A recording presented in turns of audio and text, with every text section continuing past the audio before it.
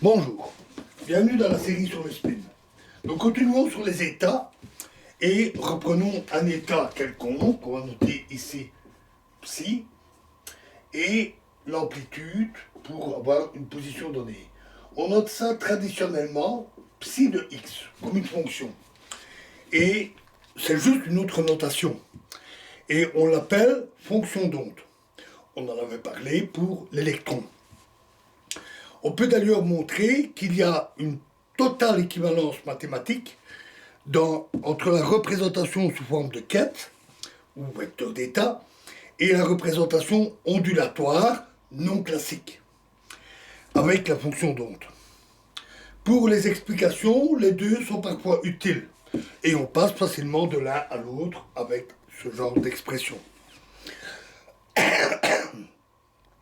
Mais je souhaite faire un petit aparté en disant attention, lorsque l'on raisonne avec les vecteurs d'état en fonction d'onde, car sans connaître le formalisme mathématique rigoureux qui se cache derrière, et qu'on ne voit pas en détail ici, mais forcément c'est vulgarisé, il peut être impossible de voir pourquoi tel ou tel raisonnement est correct et au contraire que tel autre raisonnement est complètement erroné.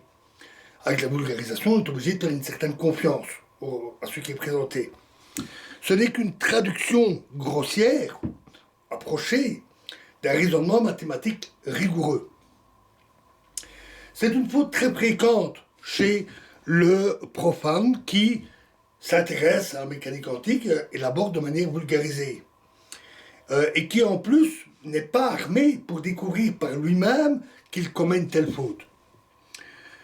Alors vous voilà prévenu, aussi décevant que cela puisse paraître, puisque ça veut dire qu'on apprend des choses mais qu'on ne peut pas vraiment les utiliser. Aller au-delà d'une certaine compréhension superficielle nécessite un travail certain, plutôt important, qui implique d'absorber des connaissances, y compris mathématiques. Voilà, avec ce petit avertissement.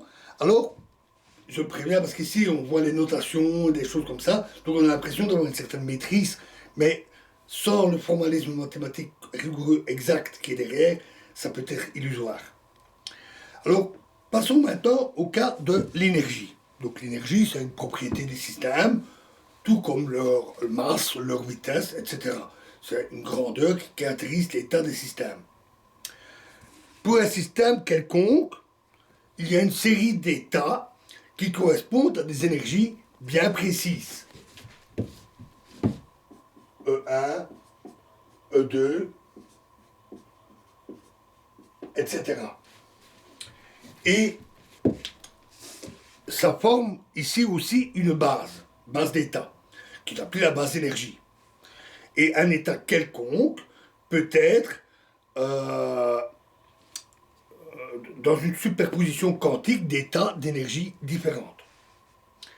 Selon le système, on peut avoir une série d'énergies bien séparées. On parle alors de spectre discret, ou alors avoir toutes les valeurs possibles. On parle de spectre continu, ou, ce qui est fréquent, une partie qui est discrète et une partie qui est continue.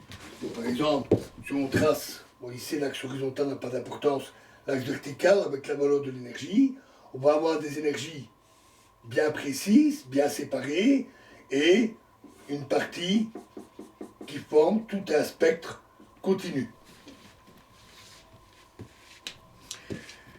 Ça dépend des systèmes et des résolutions mathématiques qui permettent de calculer tout ça. Ces états d'énergie bien définis, donc une valeur bien précise, ont aussi une particularité. Ils ont une longueur d'onde et une fréquence bien définie. On l'a vu avec la relation E égale H nu. Pour une fréquence bien précise, la particule a une énergie bien précise. Dans ce cas-là, on l'a dit aussi, c'est une onde sinusoïdale, monochromatique. C'est-à-dire qu'il reste le même tout le temps au cours du temps, en dehors de l'oscillation de l'onde. ils sont donc aussi éternels. Alors, ce qui en pratique n'arrive jamais. Mais c'est une idéalisation, en tout cas très pratique pour les calculs. Et dans la pratique, il peut y avoir des états dont la durée est très longue, avec une énergie qui est presque parfaitement définie. Pour un état de courte durée, donc qui là ne dure vraiment pas beaucoup de temps, on va avoir forcément une superposition d'états, d'énergies très différentes. Toutes sortes d'énergies. Ce qui conduit d'ailleurs à un principe d'indétermination qui est tout à fait analogue à celui qu'on a vu, mais pour l'énergie et le temps. Plus le temps est court, et donc plus l'événement est précis dans le temps, plus son énergie est imprécise, et inversement.